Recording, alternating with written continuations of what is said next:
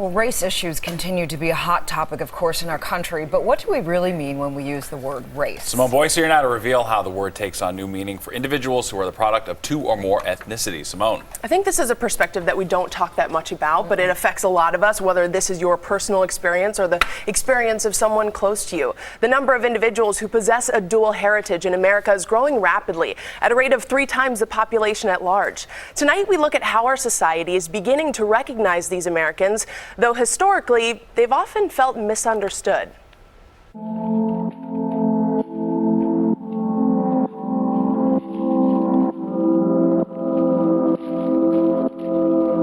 Race isn't real. There's no scientific proof it exists.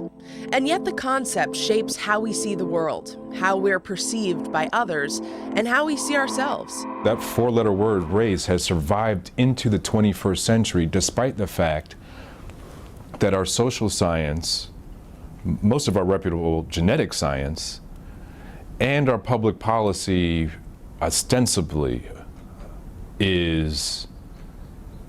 denounces the idea of biological race. It was completely left it behind. Dr. Samuel Roberts is the director of the Columbia University Institute for Research in African American Studies. History shows us that 4-letter word is often all that stands between freedom and captivity, prosperity and poverty, even life and death. The excesses and barbarity of European racialism and racist public policy, meaning National Socialism, showed us the real danger of this term. And when it comes to personal identity, society's interpretation of this concept doesn't really allow for people who may be a combination of 2 or more ethnicities. When we talk about being biracial, we have to think about what does race even mean.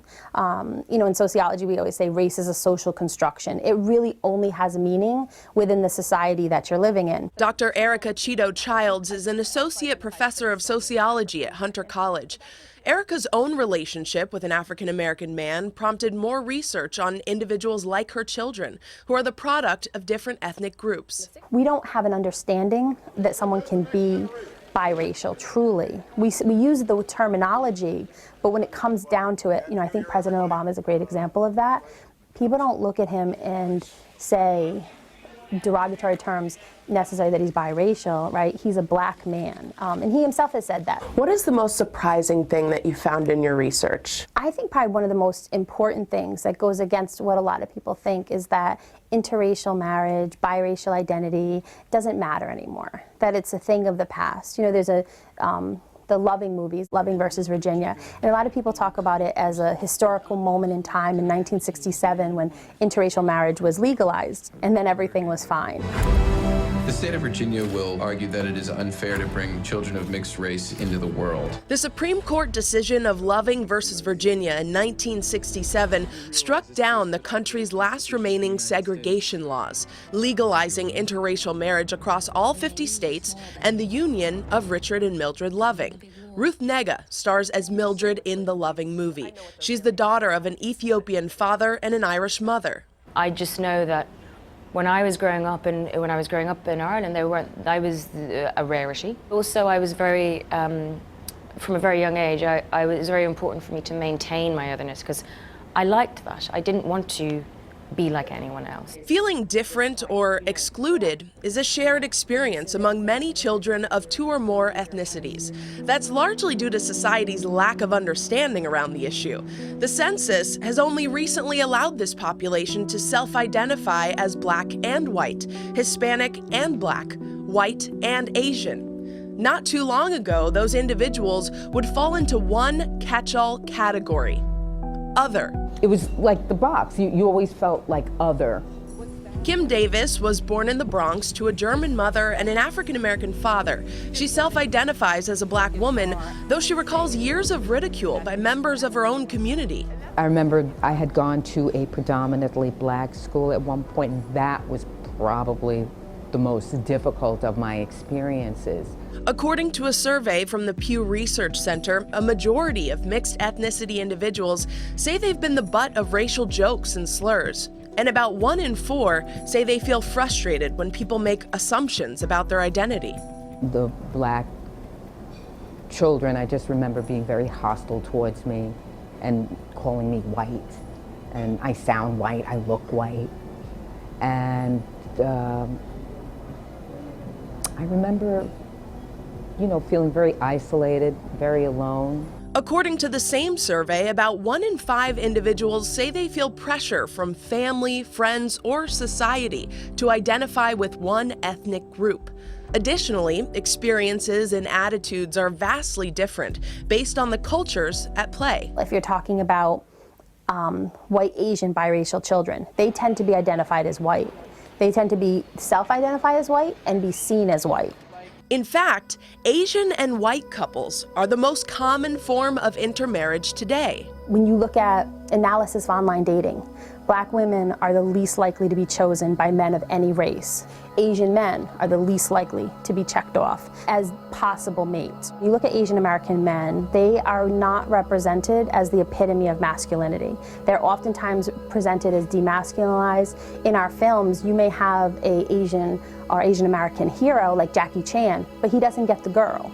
Daytime television provides more examples. Recently, talk show host Steve Harvey apologized for mocking Asian men in a segment that portrayed them as undesirable to women. On the flip side, Black women have always been devalued in this country. Black women and white women were pitted against each other. When multi-ethnic individuals seek acceptance among minority communities, they often encounter the open wounds of systemic racism, the privileging of lighter skin, and the glorification of Eurocentric beauty standards. Interracial relationships are symbolic of a hurtful history as well as a rejection of the Black community. When a group finds itself on the outside for long enough, and I would say 4 or 5 centuries is quite a long time, there becomes a certain political logic of racial preservation. Sometimes that will translate into the idea that it is, on an ethical level, not preferable for someone in that ethnic outgroup to marry into another ethnic outgroup. It, quote unquote, depletes the gene pool. I do not agree with that logic, but I think it's different from what we are seeing more recently as a result, possibly, of the recent election, or at least the campaign. The Southern Poverty Law Center reports a dramatic uptick in hate crimes between the election on November 8th and November 14th.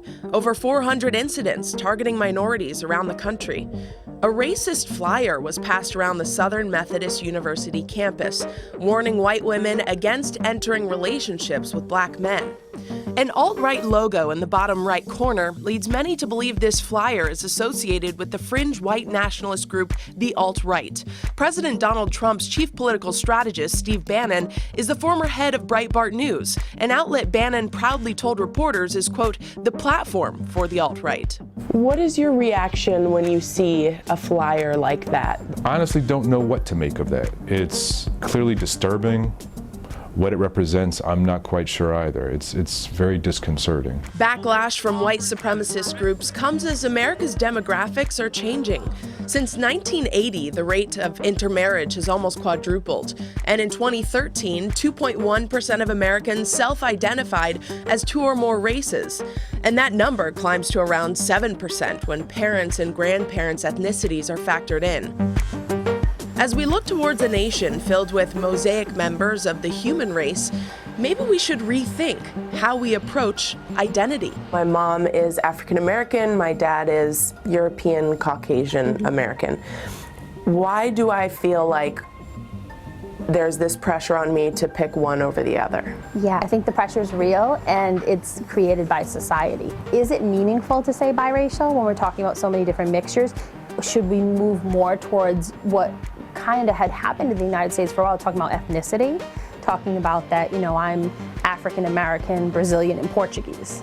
Is that more meaningful than coming up with almost another term? In sociological circles, we might argue that we're just adding another layer to the construction of race.